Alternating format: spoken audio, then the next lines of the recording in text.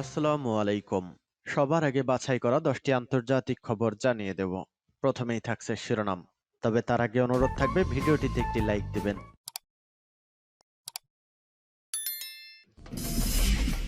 সংবাদের শুরুতেই জানিয়ে দেব সংবাদ শিরোনাম। এবার চীনকে পাল্টা হুঁশিয়ারি দিল তাইওয়ান। এরপর জানিয়ে দিব বাকমুত যুদ্ধে গতি পেয়েছে রাশিয়া। এরপর জানিয়ে দিব ন্যাটোতে যোগ দিয়েই ইসরায়েলি ক্ষেপণাস্ত্র ব্যবস্থা কিনছে ফিনল্যান্ড। এরপর জানিয়ে দেব আরও একবার শক্তি জানান দিল উত্তর কোরিয়া। এবং জানিয়ে দিব সর্বশেষ শিরোনাম, রাশিয়ার স্বার্থ ও উদ্বেগকে অবশ্যই গুরুত্ব দিতে হবে। এতক্ষণ শুনছিলেন সংবাদ শিরোনাম, এখন শুনবেন সংবাদের বিস্তারিত। তো বন্ধুদের কাছে রিকোয়েস্ট রইল এই ভিডিওতে একটা লাইক দিবেন, আর ভালো লাগলে অবশ্যই বন্ধুদের মাঝে শেয়ার করে দিবেন। এবার চীনকে পাল্টা হুঁশিয়ারি দিল তাইওয়ান। তাইওয়ানের প্রেসিডেন্ট সাই ইং ওয়েনের যুক্তরাষ্ট্র সফর ঘিরে বেশ চটে আসে চীন।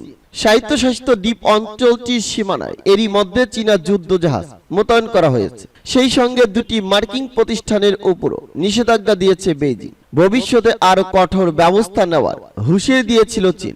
শুক্রবার চীনের হুঁশিয়ারি সম্পর্কে তাইওয়ানের প্রেসিডেন্ট সাই ইং ওয়েন পাল্টা জবাব দিয়েছেন। তিনি বলেন, বিশ্বের সঙ্গে যোগাযোগ অব্যাহত রাখবে তাইওয়ান। কোনো চাপ প্রয়োগ করেই সেই কাজ থেকে তার অঞ্চলকে বিরত রাখা যাবে না। তাইপেতে ফিরে সাই বলেন, আমরা কি ধরনের চাপ ও হুমকির মধ্যে আছি বিশ্ব সম্প্রদায়কে তা দেখিয়েছি। তবে এতে তাইওয়ান আরো একতাবদ্ধ হবে, কোনোভাবেই ভেঙে যাবে না। কোনো বাধাই আমাদের বিশ্ব যোগাযোগ থেকে দূরে সরিয়ে রাখতে পারবে না। আর চীনের তাইওয়ান বিষয়ক কার্যক্রম বলছে কথিত ট্রানজিট ছিল একটা অজুহাত মাত্র। আসলে এটা একটা উস্কানি। তারা স্বাধীনতার জন্য যুক্তরাষ্ট্রের উপর নির্ভরশীল। মার্কিন হাউস অব রিপ্রেজেন্টেটিভের স্পিকার কেভিন ম্যাকার্থির সঙ্গে তাইওয়ানের প্রেসিডেন্টের বৈঠককে মোটেও ভালোভাবে নেননি চীন। আমেরিকার মহাদেশের কয়েকটি দেশ সফরের অংশ হিসাবে যুক্তরাষ্ট্রের ট্রানজিট নিয়েছিলেন সাই ইং ওয়েন। কৌশলে সেই ট্রানজিটের আড়ালে ম্যাকার্থির সঙ্গে বৈঠক করেছেন তিনি। বাকমুত যুদ্ধে গতি পেয়েছে রাশিয়া। ব্রিটিশ প্রতিরক্ষা মন্ত্রণালয় শুক্রবার তাদের ইউক্রেন রাশিয়ার আক্রমণ সম্পর্কিত দৈহিক হালনাগাদ গোয়েন্দা প্রতিবেদনে বলছে, রাশিয়া সম্প্রতি বাকমুতের দখলের যুদ্ধে কিছুটা গতি ফিরে পেয়েছে। প্রতিবেদনে বলা হয়, রুশ বাহিনী খুব সম্ভবত বাকমুত শহরের কেন্দ্রে অগ্রসর হয়েছে এবং বাকমুতরা নদীর পশ্চিম তীর দখল করেছে। এদিকে ফ্রান্সের প্রেসিডেন্ট এমানুয়েল ম্যাক্রো ইউক্রেনে রাশিয়া যুদ্ধের অবসান ঘটাতে রাশিয়ার সাথে চীনের সম্পর্ককে ব্যবহার করতে চীনের প্রেসিডেন্ট শি জিনপিং এর প্রতি আহ্বান জানিয়েছে। বৃহস্পতিবার বেইজিং এ সাক্ষাতের সময় ম্যাক্রো শিকে বলেন, ইউক্রেনে রাশিয়ার আগ্রাসন আন্তর্জাতিক স্থিতিশীলতাকে ক্ষতিগ্রস্ত করছে। ইউক্রেনের কর্মকর্তারা বলেছেন, যদি রাশিয়া তার সকল সেনা প্রত্যাহার করে নেয় তবে কেবল তারা শান্তি আলোচনায় অংশ নেবে। অন্যদিকে রাশিয়া যে অঞ্চলগুলো দখল করে নিয়েছে, ইউক্রেন যেন সেই অঞ্চলগুলোকে স্বীকৃতি দেয় সে বিষয়ের উপর গুরুত্ব দিচ্ছে। জানা মতে গত এপ্রিল থেকে কোনো শান্তি আলোচনা হয়নি। জেনেলক্সি বুধবার প্রতিবেশী দেশ পোল্যান্ড সফর করেছেন। সফরকালে তিনি সেখানকার নেতাদের ইউক্রেনের যুদ্ধের সর্বসাম্প্রতিক অবস্থা সম্পর্কে জানান এবং রাশিয়া ইউক্রেনে পূর্ণ মাত্রায় আগ্রাসন শুরু করার পর দেশ থেকে পোল্যান্ডে পালিয়ে যাওয়ার শরণার্থীদের সাথে বৈঠক করেন। জেনেলক্সি বলেন, পূর্বাঞ্চলীয় শহর বাকমুতে ইউক্রেনীয় বাহিনীর জন্য পরিস্থিতি এখনো কঠিন। কিয়েভের সেনারা রুশ বাহিনী দ্বারা বেষ্টিত হওয়ার ঝুঁকিতে পড়লে পরিস্থিতি অনুযায়ী সিদ্ধান্ত নিতে হবে। পোল্যান্ড ইউক্রেনের প্রধান মিত্র। জাতিসংঘের শরণার্থী সংস্থা বলছে, 15 লাখ ইউক্রেনীয় শরণার্থী পোল্যান্ডে অস্থায়ী সুরক্ষা মর্যাদা পাওয়ার জন্য নিবন্ধন হয়েছে।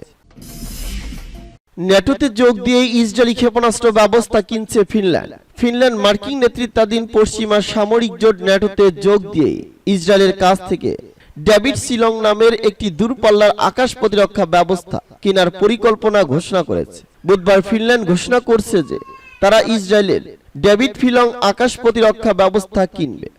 এজন্য তারা ইসরায়েলের সাথে $344 বিলিয়ন একটি চুক্তি করতে যাচ্ছে। ন্যাটো সামরিক জোট যোগদানের একদিন পরই এমন ঘোষণা দিল উত্তর ইউরোপীয় দেশটি। ফিনল্যান্ডের প্রতিরক্ষা মন্ত্রী অ্যানেন্টি কাইকোনেন বলেছেন, এই ক্ষেপণাস্ত্র ব্যবস্থা গ্রহণ করা সম্ভব হলে অতি উচ্চতায় যে কোনো লক্ষ্যবস্তুতে শনাক্ত ও ধ্বংস করা সম্ভব হবে। তিনি বলেন, আমরা ফিনল্যান্ডের প্রতিরক্ষা শক্তির উচ্চ অভিলাষী ও দীর্ঘমেয়াদী উন্নয়ন কাজ করতে বদ্ধপরিকর। ইসরায়েল দাবি করছে তাদের তৈরি ডেভিড শিলং আকাশ প্রতিরক্ষা ব্যবস্থা 40 থেকে 300 কিলোমিটার পাল্লার যে কোনো ড্রোন, বিমান ও ব্যালিস্টিক ক্ষেপণাস্ত্র শনাক্ত করে তা আকাশেই ধ্বংস করে দিতে সক্ষম। দেশটি আরো দাবি করছে একসাথে একটি ব্যবস্থা থেকে 12টি লক্ষ্য বস্তুতে ক্ষেপণাস্ত্র নিক্ষেপ করা সম্ভব। গত শতাব্দীর শীতল যুদ্ধের সময় ফিনল্যান্ড নিরপেক্ষ ভূমিকা পালন করে এবং মার্কিন নেতৃত্বাধীন ন্যাটো জোট কিংবা সোভিয়েত নেতৃত্বাধীন ওয়ারশন জোটের যোগ দিতে অস্বীকৃতি জানায়। কিন্তু ইউক্রেন যুদ্ধকে কেন্দ্র করে আমেরিকার সাথে রাশিয়ার সম্পর্ককে তীব্র উত্তেজনার মধ্যে গত সপ্তাহে ন্যাটোতে যোগ দেয় ফিনল্যান্ড। আরও একবার শক্তির জানান দিল উত্তর কোরিয়া।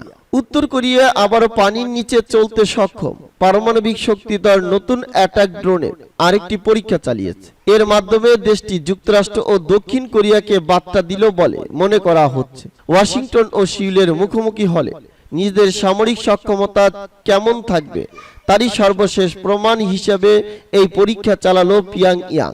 কাতার ভিত্তিক সংবাদ মাধ্যম আল জাজিরা জানিয়েছে, উত্তর কোরিয়া 4 থেকে 7 এপ্রিল পর্যন্ত হাইল 2 নামক পানির নিচে চলতে সক্ষম পারমাণবিক শক্তিধর আক্রমণকারী অস্ত্রের পরীক্ষা চালিয়েছে। উত্তর কোরিয়ার রাষ্ট্রীয় সংবাদ মাধ্যম KCN শনিবার এমন তথ্য প্রকাশ করেছে। এর মাত্র সপ্তাহ দেড়েক আগে হাইল 1 নামে পারমাণবিক ওয়ারহেড বহনে সক্ষম নতুন ডুবো ড্রোনের পরীক্ষা চালায় কিম জং উনের দেশ উত্তর কোরিয়া। দেশটির ভাষায় হাইল শব্দের অর্থ সুনামি। পিয়ংইয়াং দাবি করছে ডুবো ড্রোন হাইল 2 সর্বশেষ পরীক্ষায় পানির নিচে 71 ঘন্টা 6 মিনিট বিচরণ করেছে। সেই সঙ্গে সফলতার সঙ্গে কৃত্রিমভাবে বানানো লক্ষ্যবস্তুতে আঘাত হেনেছে। উত্তর কোরিয়ার বার্তা সংস্থা আরও জানিয়েছে, সর্বশেষ পরীক্ষাটি পানির নিচের কৌশলগত অস্ত্র ব্যবস্থাপনা, নির্ভরযোগ্যতা এবং মারাত্মক আক্রমণ ক্ষমতার যথাযথ প্রমাণ দিয়েছে। অনেক পশ্চিমা বিশ্লেষক পিয়ংইয়াং এর এই ডুবো ড্রোন আদৌ মোতায়েনের জন্য পুরোপুরি প্রস্তুত কিনা তা নিয়ে সন্দেহ প্রকাশ করেছে। তবে KCN এর প্রতিবেদনে দাবি করছে উত্তর কোরিয়ার বিরুদ্ধে কোনো পারমাণবিক পদক্ষেপ নেওয়া হলে তা মোকাবেলায় সহায়তা করবে নতুন এই কৌশলগত অস্ত্র ব্যবস্থাপনা। রাশিয়ার স্বার্থ ও উদ্বেগকে অবশ্যই গুরুত্ব দিতে হবে। রাশিয়ার পররাষ্ট্রমন্ত্রী সার্গেই ল্যাভরভ বলেছেন, ইউক্রেনের সঙ্গে যে কোনো শান্তি আলোচনায় অবশ্যই রাশিয়ার স্বার্থ ও উদ্বেগ অগ্রাধিকার দিতে হবে। এছাড়াও শান্তি আলোচনায় নতুন বিশ্ব ব্যবস্থা গড়ে তোলার দিকে মনোনিবেশ করতে হবে। শুক্রবার তুরস্কের রাজধানী আঙ্কারায় মেভলুত কাভুসলুগুর সঙ্গে বৈঠকের পর কথা বলেন তিনি। রাশিয়া দীর্ঘদিন ধরে বলছে তারা বিশ্ব মঞ্চে যুক্তরাষ্ট্রের আধিপত্যের বিরুদ্ধে লড়াই নেতৃত্ব দিচ্ছে এবং ইউক্রেনের আক্রমণ সেই লড়াইয়ের অংশ। রুশ পররাষ্ট্রমন্ত্রী আরও বলেন, শান্তি আলোচনায় ওই নীতিগুলোর সম্পর্ক হওয়া উচিত যার উপর ভিত্তি করে নতুন বিশ্ব ব্যবস্থা তৈরি হবে। 2023 সালের ফেব্রুয়ারি ইউক্রেনে রুশ বাহিনীর অভিযান শুরুর পর প্রথম দিকে কয়েক দফা শান্তি আলোচনায় বসে দুই দেশের প্রতিনিধিরা। প্রথমে বেলারুশ এবং পরবর্তীতে তুরস্ক আলোচনা হয়, কিন্তু লড়াই বন্ধে এখনো পর্যন্ত সমাধানে পৌঁছাতে পারেনি কোনো পক্ষ। সেগেই ল্যাভরভ একটি গুরুত্বপূর্ণ চুক্তির বিষয়ে আলোচনার জন্য 6 এপ্রিল তুরস্কে পৌঁছান। ওই চুক্তি কৃষ্ণ সাগরে নিরাপদ করিডোরের মাধ্যমে ইউক্রেনের বন্দর নগরী থেকে খাদ্যশস্য রপ্তানির অনুমতি দেয়, সূত্র আল জাজিরা।